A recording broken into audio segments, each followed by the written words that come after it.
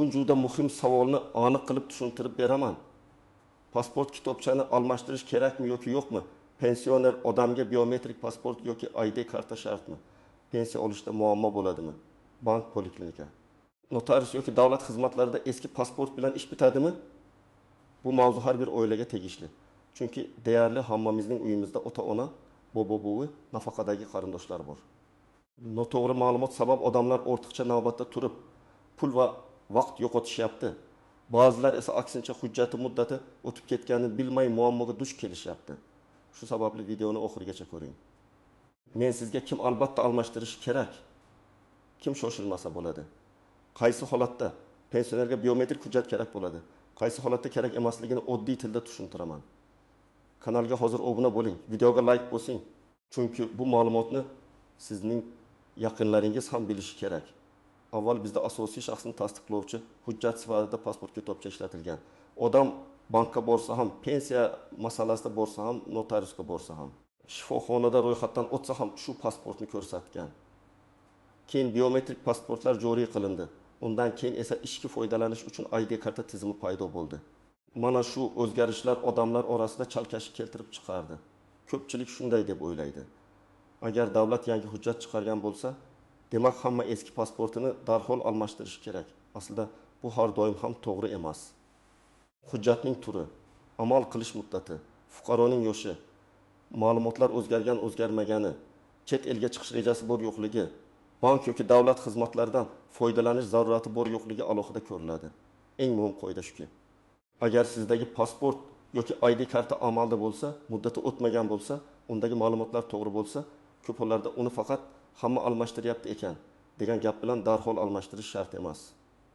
Lekin hujjat muddati tugagan bo'lsa, yaroqsiz holga kelgan bo'lsa, surat juda eski bo'lib shaxsni aniqlash qiyin bo'lsa, familiya yoki ism o'zgargan bo'lsa, doimiy yashash manzili, fuqarolik holati bo'yicha muhim o'zgarishlar bo'lsa, u holda almashtirish kerak bo'ladi. Pensionerlar bo'yicha masala yanada nozik, chunki nafaqadagi odam ko'pincha har oy pensiya oladi, bank kartidan foydalanadi, poliklinikaga qatnaydi, dorixona imtiyozlaridan foydalanadi. Ba'zida subsidiya, moddiy yordam, meros, notarial ishonchnoma, uy-joy hujjatlari bilan shug'ullanadi. Bu jarayonlarning hammasida shaxsni tasdiqlovchi hujjat kerak.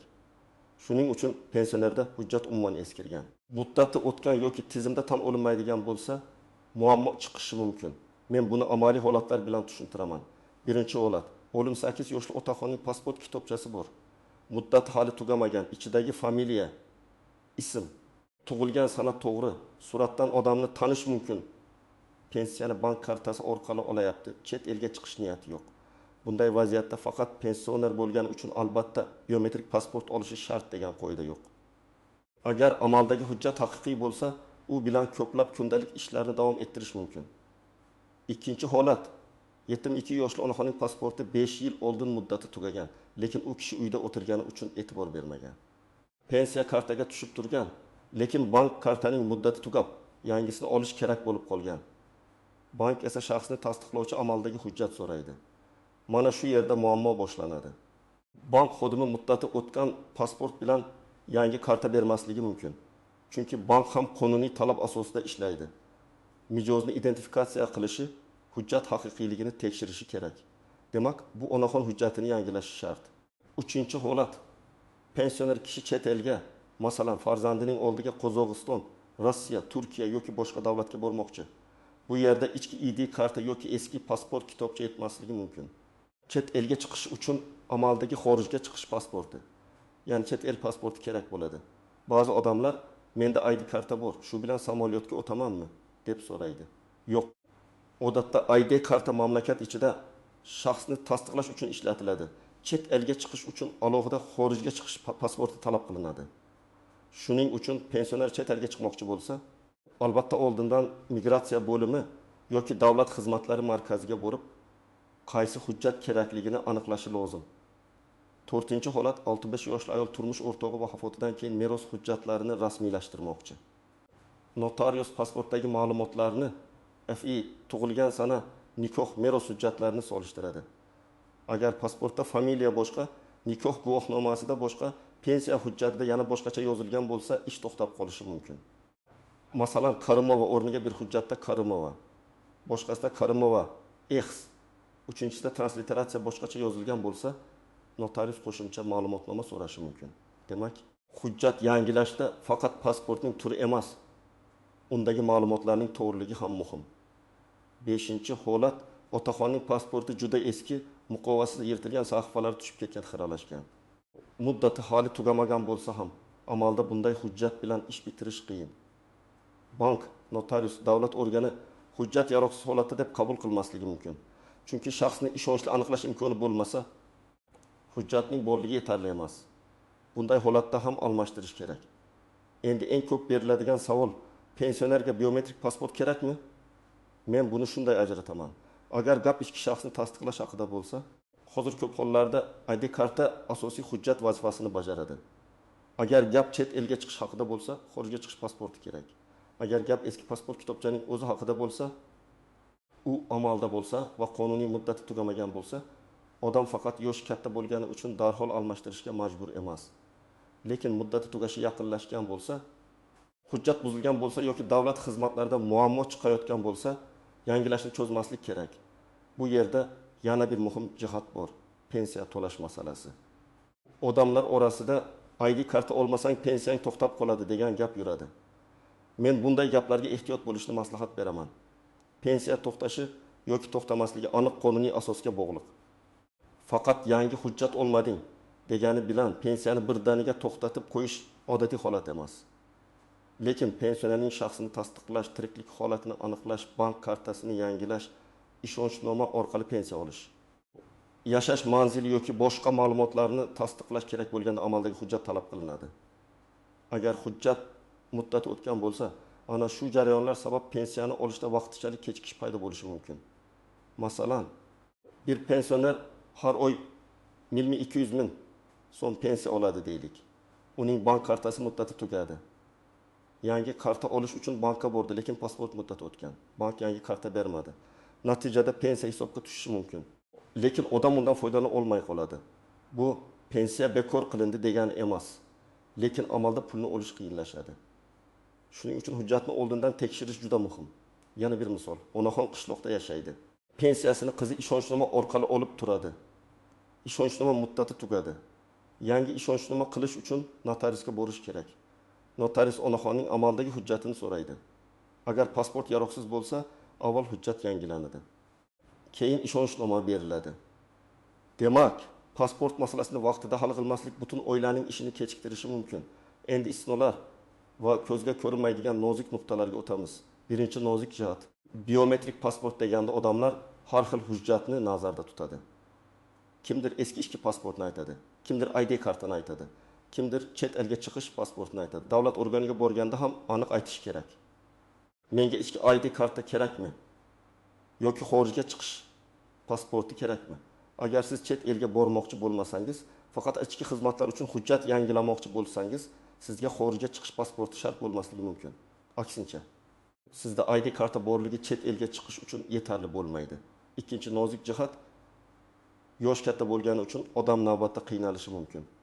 Agar pensionerning sog'lig'i yomon bo'lsa, yurish qiyin bo'lsa, nogironligi bo'lsa, mahalla ijtimoiy xodim, yaqin qarindoshlar yoki tegishli davlat xizmatlari orqali qanday yengilliklar borligini oldindan so'rash kerak. Ba'zi joylarda elektron navbat oldindan yozilish, davlat xizmatlari markazlari orqali murojaat qilish imkoniyati bo'ladi. Odamni ertalabdan kechgacha navbatda ushlab turmaslik uchun avval telefon qilib, qabul va hujjatlar ro'yxatini aniqlab olish kerak. Uchinchi nozik jihat. Manzil va ro'yxat masalasi. Ba'zi pensionerlar bir joyda ro'yxatda turadi, lekin farzandi bilan boshqa tumanda yashaydi.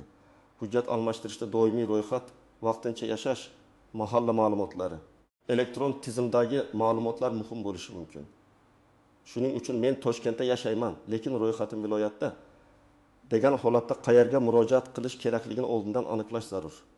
Aks holda odam bir idoradan ikkinchisiga yuborilib, vaqt yo'qotadi. 4-nozik jihat, ism familiya yozilishi. Lotin va kiril yozuvi eski pasportdagi yozuv yangi hujjatdagi transliteratsiya ba'zida farq qilishi mumkin. Masalan, o'g'li kabi yozilishlar hujjatlarda turlicha uchrashi mumkin. Oddiy ko'ringani bilan meros, bank, sud, kadastr, aviachipta, chet el vizasi kabi masalalarda Bu farqlar muammo chiqaradi. Shuning uchun yangi hujjat olayotganda har bir harfni sinchiklab tekshiring. Ism, familiya, otasining ismi, tug'ilgan sana, tug'ilgan joy, JSH raqami, jins, amal qilish muddati hammasi to'g'ri bo'lishi kerak.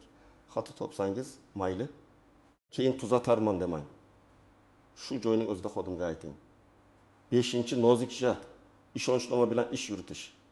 Ko'p pensionerlar o'zi yura olmagani uchun farzandiga yoki nabirasiga borib pasportimni almashtirib kel deydi. Lekin shaxsni tasdiqlovchi hujjat berish jarayonida odatda fuqaroning o'zi ishtiroki, fotosuratga tushishi, biometrik ma'lumot topshirishi talab qilinadi. Shuning uchun qarindosh barcha ishni to'liq o'zi bitirib kela olmasligi mumkin. Qarindosh yordam berishi, navbat olishi, ariza to'ldirishda ko'maklashishi mumkin. Lekin pensionerning o'zi borish talab qilinadigan bosqichlar bo'ladi. Agar odam umuman bora olmasa, bu holat bo'yicha alohida tartib yoki chiqib xizmat ko'rsatish imkoniyati bor yo'qligini tegishli idoradan so'rash kerak. 6-chi nozik jihat, jarimalar va muddatlar. Hujjat muddati o'tib ketganini bilib qolsangiz, vahimaga tushmang, lekin cho'zmang ham. Ba'zi holatlarda hujjatni o'z vaqtida almashtirmaganlik ma'muriy javobgarlik yoki qo'shimcha to'lovlarga olib kelishi mumkin. Amalda bu masala holatga, muddatga, sababga va amaldagi tartibga bog'liq.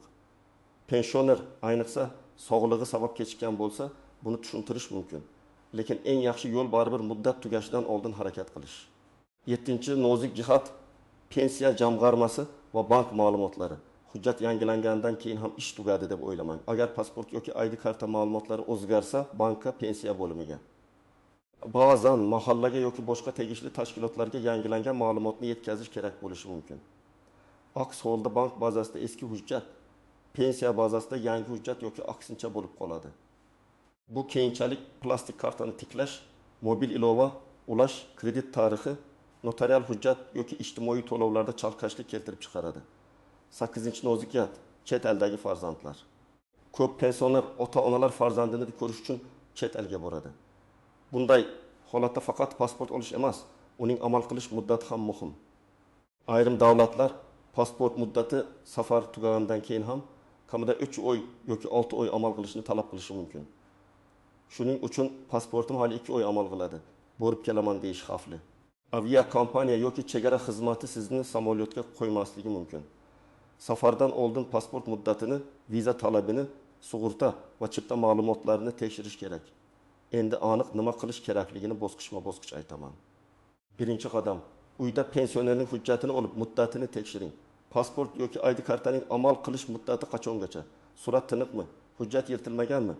Ma'lumotlar to'g'rimi? Familiya, ism, otasining ismi, tug'ilgan sana. Tug'ilgan joy boshqa hujjatlar bilan mosmi? Agar hammasi joyida bo'lsa va chet elga chiqish rejasi bo'lmasa, shoshilinch almashtirishga asos bo'lmasligi mumkin. 2-qadam, pensionerning yaqin 6 oy ichidagi ishlarini baholang. Bank kartasi muddati tugayaptimi? Pensiya olish usuli o'zgaradimi? Notariusga borish kerakmi? Uy, joy, meros, kadastr, subsidiya, davolanish, sanatoriy, chet elga chiqish rejalari bormi? Agar shunday ishlar bo'lsa, hujjatni oldindan yangilab qo'yish ma'qul. Chunki hujjat tayyor bo'lguncha vaqt ketadi. Navbat bo'lishi mumkin. Xato chiqsa qayta tuzatish talab qilinadi. 3-qadam, qayerga borishni aniqlang. Odatda ichki hujjatlar bo'yicha migratsiya va fuqarolikni rasmiylashtirish bo'limlari, ayrim davlat xizmatlari markazlari yoki elektron xizmatlar orqali murojaat qilish mumkin. Lekin tartib hududga qarab farq qilishi mumkin. Shuning uchun borishdan oldin mahalliy migratsiya bo'limi yoki davlat xizmatlari markaziga telefon qiling. Pensionerning pasport kitobchasi bor. Muddati falon sanada tugaydi. ID karta olish kerakmi? Qanday hujjatlar kerak? Davlat boji qancha? Navbatni oldindan olish mumkinmi deb aniq so'rang. 4-qadam, hujjatlar papkasini tayyorlang. Odatda amaldagi eski pasport yoki ID karta, tug'ilganlik haqidagi ma'lumotlar zarur bo'lishi mumkin. Nikoh yoki ajrim guvohnomasi, familiya o'zgargan bo'lsa kerak bo'ladi. Yashash manzili bo'yicha ma'lumot, to'lov kvitansiyasi, ariza talab qilinishi mumkin. Har doim asl nusxalarni olib boring. Kerak bo'lsa nusxa ham tayyorlab qo'ying. Agar pensionerning familiyasi turmushdan keyin o'zgargan bo'lsa, nikoh guvohnomasini ham olishni unutmang. Agar turmush o'rtog'i vafot etgan bo'lsa va meros yoki boshqa masala bo'lsa, vafot etganlik guvohnomasi ham alohida ishlar uchun kerak bo'lishi mumkin. 5-qadam, ariza topshirayotganda ma'lumotlarni tekshiring. Xodim kompyuterga kiritgan ma'lumotni ko'rish imkoniyati bo'lsa, albatta qarang. Bir harf xato ketmasin. Tug'ilgan sana 1974 o'rniga 1975 bo'lib qolsa, keyin pensiya, bank, notarius, tibbiyot bazalarida muammo chiqadi. JSHR raqami noto'g'ri bo'lsa, elektron xizmatlar ishlamasligi mumkin. Shuning uchun xodim biladi deb beparvo bo'lmang. Bu sizning hujjatingiz. 6-qadam. Tayyor hujjatni olgandan keyin uni darhol tekshiring. Hujjatni qo'lga olgan zahoti ism, familiya, tug'ilgan sana, amal qilish muddati, fotosurat, imzo, raqamlar hammasini ko'ring. Agar xato bo'lsa, shu kunning o'zida murojaat qiling. Uyga olib ketib, bir oy o'tgandan keyin xato topsangiz, tuzatish qiyinroq bo'lishi mumkin. 7-qadam. Bank va pensiya ma'lumotlarini yangilang. Agar pensioner bank kartasidan foydalansa, bankka boring yoki bankning rasmiy kanali orqali yangi hujjat ma'lumotini kiritish kerakmi so'rang. Pensiya bo'limiga ham murojaat qilib. Hujjat yangilangani haqida xabar berish zarur yoki zarur emasligini aniqlang. Bu ayniqsa eski pasport raqami bilan ochilgan karta, ishonchnoma, ijtimoiy to'lovlar bo'lsa muhim. 8-qadam. Hujjat nusxalarini tartibga soling. Yangi hujjatdan bir nechta nusxa qiling, lekin ularni begona odamlarga tarqatmang. Hujjat rasmini telefonda saqlashda ehtiyot bo'ling. Firibgarlarga yubormang. Pensionerlarning hujjatlari bilan kredit, sim karta, turli shartnomalar rasmiylashtirib yuboradigan firibgarlar bor. Shuning uchun pasport yoki ID karta rasmini faqat rasmiy tashkilotga zarurat bo'lsa va ishonch hosil qilgandan keyin bering. 9-qadam. Agar pensioner yurishga qiynalsa, ishni reja bilan qiling. Avval qarindosh bo'lib, ro'yxatni aniqlasin. Keyin pensionerni faqat zarur vaqtda olib borsin. Dori-darmonni, suvini, ko'zoynagini, kerakli hujjatlarini oling. Navbat uzoq bo'lsa, oldindan elektron navbat yoki qabul vaqti bor yo'qligini tekshiring. Bu oddiy ko'rinadi, lekin 75 yoshli odamni 2 marta bekorga olib borish uning sog'lig'i uchun ham, oilaning vaqti uchun ham og'ir. 10-qadam. Hech qachon ko'chadagi test qilib beraman degan odamlarga ishonmang. Hujjat rasmiy tartibda olinadi. Kimdir sizga pasporting muddati o'tgan, jarima katta, menga pul ber, hal qilib beraman desa, ehtiyot bo'ling.